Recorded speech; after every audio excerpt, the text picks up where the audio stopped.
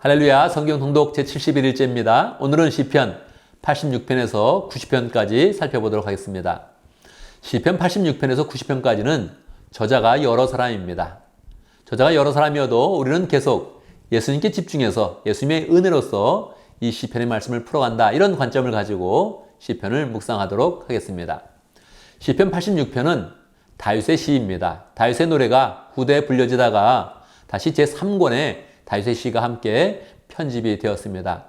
다윗의 시를 함께 편집할 때는 아삽의 그런 시와 고라자손의 그런 시, 또 다른 그런 시들도 그 권위가 계속 높아지는 그런 효과를 얻을 수 있겠습니다.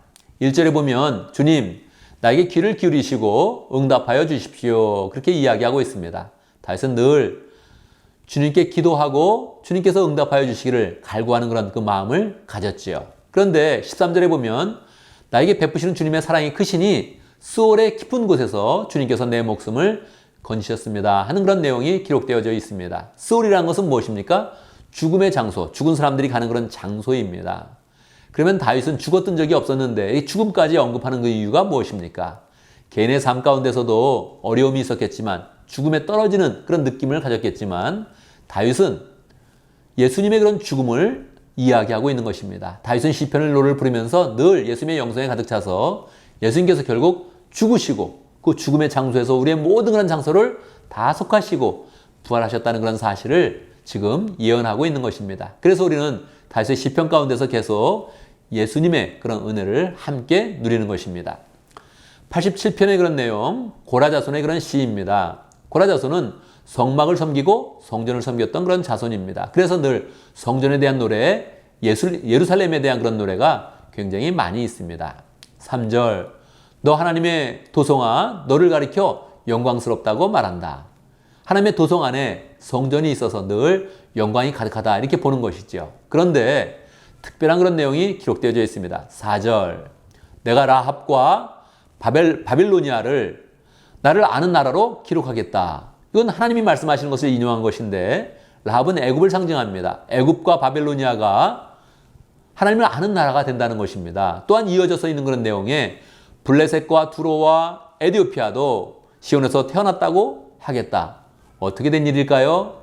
블레셋이 어떻게 시온에서 태어날 수 있습니까? 이디오피아가 어떻게 성전에서 태어날 수 있습니까? 이것은 예수님을 통해서 이방인들이 구원을 받고 이방인 가운데 하나님의 교회가 더 풍성하게 세워질 것을 예언하는 것입니다. 그래서 계속 고라자손도 예수님의 그런 영성으로 예수님이 하실 일을 우리에게 보여주고 있는 것입니다. 88편의 그런 내용도 고라자손이 쓴 그런 시입니다. 그런데 부제가 붙어져 있죠. 에스라 사람 헤만의 마스길, 그렇게 써 있어서 아마 고라자손이 썼거나 또는 헤만 사람이 써서 고라자손의 그런 찬송시에 함께 편집이 된 것이다, 이렇게 추측을 하고 있습니다. 3절 보면 나는 고난에 휩싸이고 내 목숨이 스올의 문턱에 다다랐습니다. 스올은 죽음의 장소라 그랬죠. 이 시도 예수님의 그런 죽음에 대해서 계속 언급하고 있는 것입니다. 5절, 이 몸은 또한 죽은 자들 가운데서 버림을 받아서 무덤에 누워있는 살해된 자와 같다, 그렇게 표현하고 있습니다. 누구의 그런 모습입니까? 고라자손의 그런 모습일 수도 있고요, 또 헤만의 그런 모습일 수도 있고요. 그런데 이 시를 쓰는 그런 그 목적은 예수님의 모습을 보여주는 것입니다. 우리가 고라자손이 누군지도 모르는데 그가 쓰러져 죽어 있어도 우리의 마음이 동하지 않죠. 그러나 예수님이 쓰러져 있다면 그것은 바로 우리를 위한 것이요, 우리를 구원하시기 위해서 그렇게 고생하는 것이니 우리의 마음이 통하는 것이죠. 그래서 우리는 이곳에서 예수님의 죽음을 보고 고난을 보면서 예수님께서 우리를 위해서 이렇게 수고하셨다 하면서 감사하는 마음으로 이 시를 읽는 것입니다. 89편의 그런 내용을 보면 레위 지파의 찬양 인도자였던 에단의 그런 후손이 이 시를 기록을 하였습니다. 시의 내용은 다윗 왕조의 멸망을 안타까워하면서 지었는데, 이것은 아마도 여호야긴 왕이 포로로 잡혀가는 그런 상황을 염두에 두면서 지은 시 같습니다. 왕이 포로로 잡혀가니 나라는 완전히 멸망했고 나라의 그런 자존심은 완전히 땅에 떨어지게 된 것이죠. 그때 이 에단의 후손은 하나님의 그런 약속을 자꾸 기억을 합니다. 그러면서 그 약속을 자꾸 기억하면서 언급을 하고 있습니다. 4절, 내가 내 자손을 영원히 견고히 세우며 내 왕위를 대대로 이어지게 하겠다. 무엇입니까? 하나님의 약속이죠. 하나님의 약속이 이렇게 분명히 있었다는 것이죠.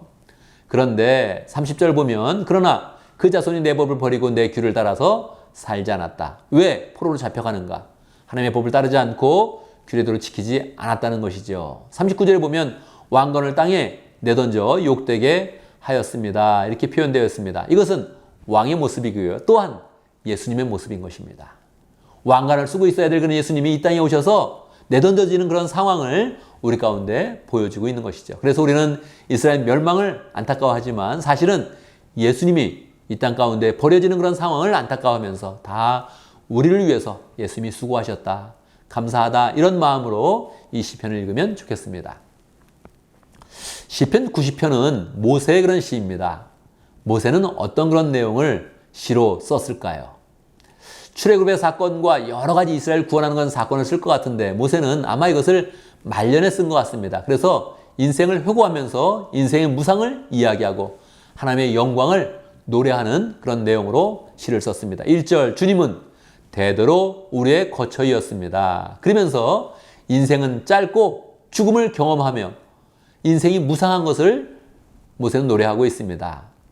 재미있게도 10절에 보면 우리가 많이 아는 그런 내용이 담겨져 있습니다. 우리의 연수가 70이요 강건하면 80이다. 이런 구절을 모세가 이야기한 것입니다. 재미있게도 모세는 120살까지 살았는데 인생은 70이요 강건하면 80이라고 이렇게 이야기했습니다. 그러니까 연수의 그런 자랑이 아무런 의미가 없고 연수를 자랑한다면 그 내용은 수고와 슬픔뿐이다. 그렇게 이야기하고 있습니다. 그래서 모세는 죽어야 하는 그런 인생들을 생각하면서 13절 주님의 종들을 불쌍히 여겨 주십시오. 그렇게 기도하고 있습니다. 17절 보면 주 우리 하나님 우리에게 은총을 베푸셔서 하는 일이 건실하게 하여 주십시오. 우리 인생은 짧지만 주님께서 우리 가운데 역사하셔서 우리 가운데 하나님의 그런 신실함이 나타나게 해 주십시오 하는 그런 노래를 불렀던 것입니다.